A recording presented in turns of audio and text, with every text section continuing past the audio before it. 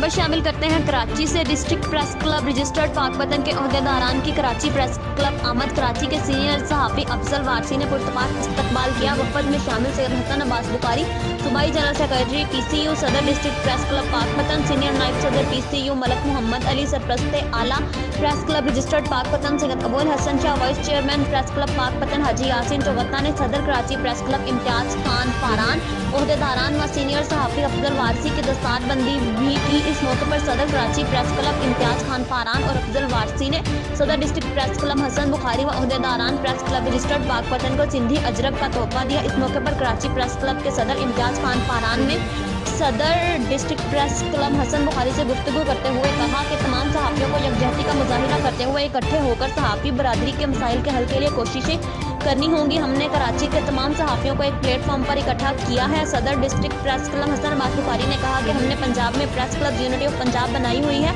जिसके तहत पंजाब भर के सहाफ़ियों को एक प्लेटफॉर्म पर इकट्ठा करके सहाफ़ियों के मसाइल पंजाब के तमाम अजला में सहाफ़ी कॉलोनी के लिए जद्दोजहद कर रहे हैं। इस मौके पर सैयद अबुल हसन शाह, हाजी यासीन चौगता, बानी जनरल सेक्रेटरी मलक मोहम्मद अली ने कराची प्रेस क्लब के तमाम ओहदेदारान का शुक्रिया अदा किया।